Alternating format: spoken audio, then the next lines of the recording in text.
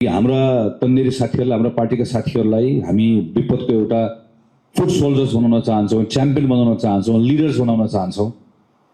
तर त्यसको निम्ति चाहिँ भावना मात्र भएर हुँदैन, स्किल सेट पनि चाहिन्छ। त्यो स्किल सेट दिनका निम्ति अहिले यहाँ कार्यालयमा आज 3 दिनको व्यवस्थित ढङ्गको प्रशिक्षण कार्यक्रम यहाँ आयोजना गरिएको छ।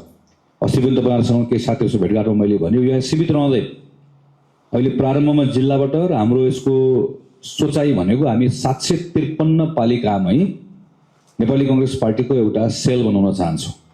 यो उपसभापतिजीको पहिला उहाँ आफैले परिकल्पना गर्नुभएको एउटा गाउँ सेवा दल भन्ने छ, अघिल्लो कार्यकालमै त्यसको बारेमा परिकल्पना गरियो।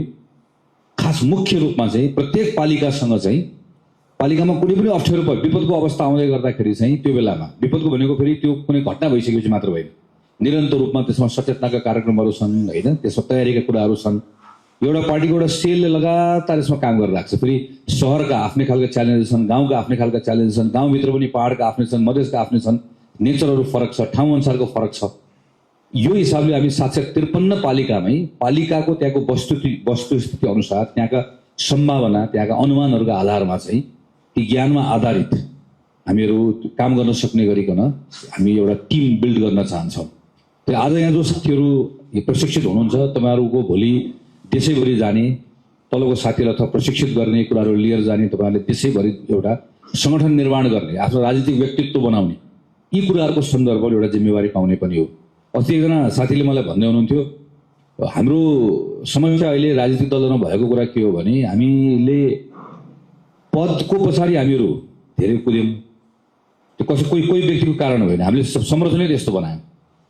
थोरै पद हुन्छ, प्रतिस्पर्धा गर्ने धेरै भइसकेपछि हामी त्यो प्राप्त गर्ने थोरै भयो र प्राप्त नगर्ने धेरै भइसकेपछि हामीलाई के लाग्ने भयो भने म असफल भएँ भन्ने लाग्ने भयो। यो सङ्गठनात्मक संरचनै बदल्नुपर्छ। पद थोरै हुन्छ तर पदको ठाउँमा म पद खोज्दिनँ, म प्रभाव खोज्छु भनेर भन्यो भने प्रभाव राख्ने मान्छे त जति पनि बनाउन सकिन्छ नि त। यहाँबाट तपाईँ बाहिर निस्किसकेपछि मेरो नजरमा, पार्टीको नजरमा तपाईँहरू भनेको त्यो प्रभाव राख्ने लिडर्स हुनुभयो। अब जोसँग चाहिँ अनुभव छ, ज्ञान छ, भावना छ, मुख्य कुरा ज्ञान छ, स्किल छ।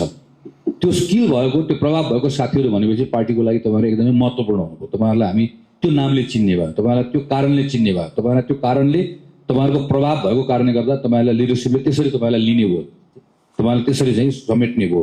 यो कुरा पनि तपाईँले ख्याल गरिदिनु होला।